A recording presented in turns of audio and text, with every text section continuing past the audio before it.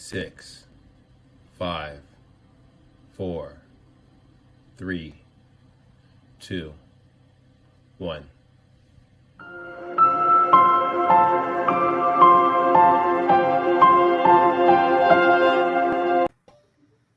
Hi, everyone. We're a little behind schedule. I know we usually go at 4 o'clock on Monday and Friday, but hey, the show must go on. Before we get going, my name is Vinny. We got over there. I'm David, and Vinny, I know we're late, but the fact that you rescued that kitten from that tree is that's a real man. And thanks for helping that old lady cross the street too.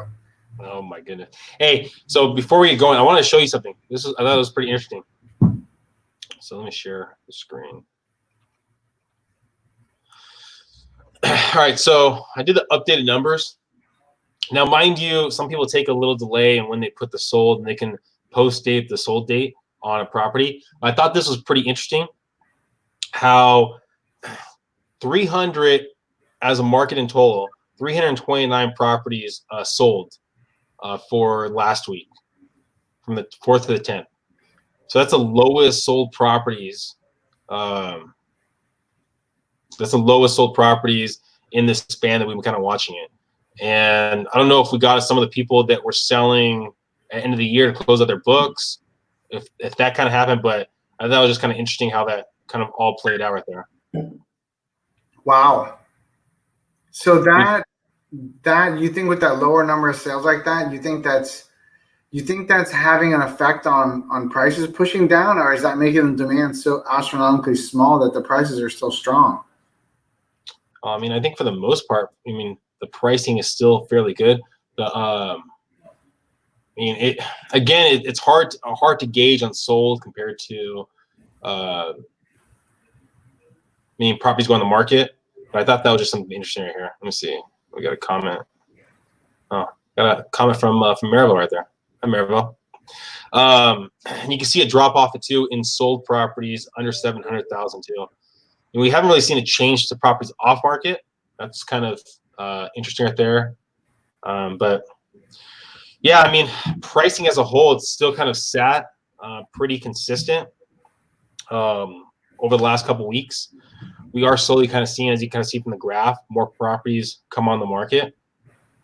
But yeah, it's kind of interesting how, my guesstimation is kind of what happened there is people were trying to get properties closed before the end of the month, and that's kind of why we saw that change in sold properties. Well, we also had today, we had a lot of bad things happen in the mortgage market as far as rates. Rates increased today, but rates increased, and then at the same time, we got news basically that Fannie and Freddie are going to make their lending restrictions harder for those that have credit scores that are lower than 680. So that's another thing that's really going to affect the market and that's mainly going to apply for people who are trying to do cash out refinances right now, which is even stranger because you would think that in the present environment, they want people to tap into their equity and spend the money in the economy to make things better overall as a picture to get the economic engine moving again.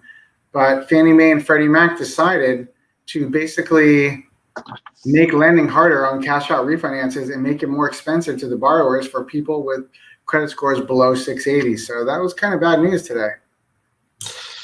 Yeah, that's tough right there. What have we seen in going on with jumbos?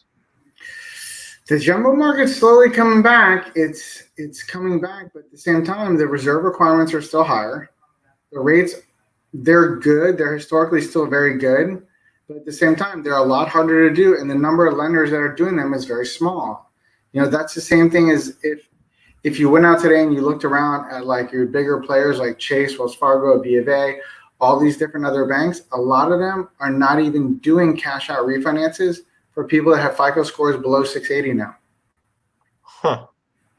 It's very strange. It's strange because you need that money in the economy. And think of it this way, Vinny, for people who are doing a cash out refinance, to pull the cash out, to turn around and buy an investment property, if they had less than perfect credit now, it's very expensive.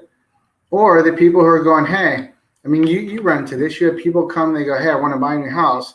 but I need to sell my current house for the down payment for the new house. Yeah. And then some of them go back and go, well, we can pull cash out, sit on the money, and then buy the new house right away. Well, that just got more expensive for you today if your FICO score is below 680. Yeah, I mean, I know talking to different lenders, I think we might even talk about it too. The refi business was really big for you guys over the last maybe a month or so. It was, some of us are very blessed to have a long established client base. And I mean, just as an example, last month, I think I was at 22 on just refis, which is, 22 escrows in a month on refis plus purchases it's a couple escrows. That's a few. While we were talking, I'm gonna check my big screen. I'm really curious. I know last week we were about 4,800 properties. That really got me intrigued. I mean, I only did the updated numbers right before we got onto the camera right now. So I was really intrigued by trying to figure out how many active properties. So yeah, we passed the 5,000 mark now in San Diego County. So we were at 48. I think it was like 4,800 or something like that as of Friday of last week, and now we're at 5,000. So we're slowly seeing that influx of new properties to the market. But yeah, I mean, I think it's very interesting to see how less property sold. I mean, I think it really is people are trying to close out their books for last month. But the interesting thing is going to be is what's going to happen over the next week or two. Are we going to start seeing changing in pricing right there? Because I mean, we haven't really seen it too much lately.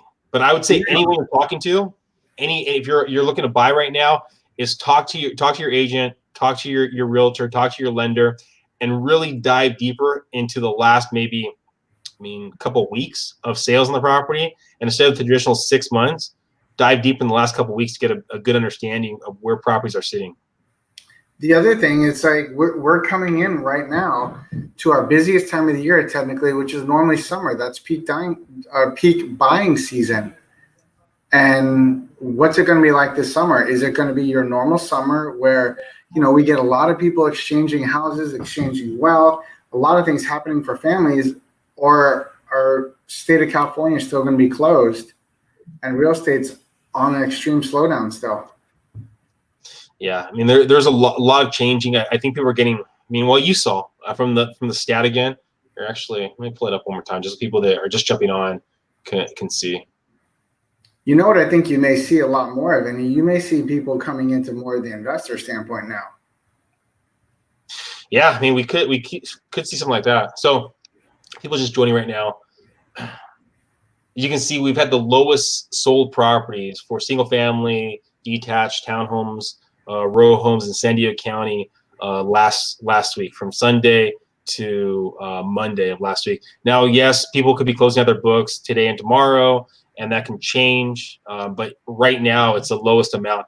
You can see the percentage of properties selling compared to going on the market. I mean, at 41%, we were last week at 52%. I mean, because people slowly started putting their properties on the market. We're getting about to 5,000 properties. We just saw that. So it's going to be interesting to see what's going to happen, over the next week or two, because it's really hyper focused on these. I mean, the last couple of days, you could get somewhat of a value on your property if you're looking to buy right now. You're still going to have that issue with the state of California not opening, and that problem with the appraisers not going in the properties and doing as good as inspections as they should, because a lot of people are still doing those externals. And it's like me and you've been saying for weeks now, if you're relying on people to go by videos and photos online for values, you're going to have problems. Yeah, I mean, I don't think there's going to be any issues with appraisal right now. I mean, if you're playing your cards right, you're probably getting a little good, somewhat of a value on your purchase.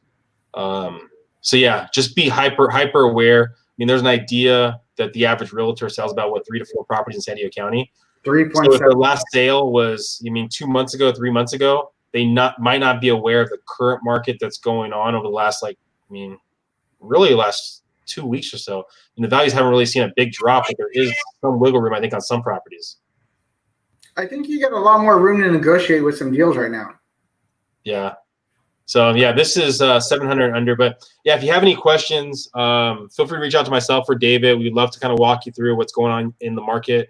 Also, too, feel free to watch our buyer seminars. We had one last week, and we're gonna have again this Saturday, right? We have our traditional buyer seminars. We did our first investor seminar this last weekend, which I think was really good. I think that's for those of you who want to expand your kind of critical thinking and think outside the box for wealth creation. Tune in and check us out on that. All right, perfect, guys. Thank you again, and stay tuned for this Friday because I'm really curious where we're going to get to. We're at like 5,000, a little over 5,000. Where we're going to be by the end of the week.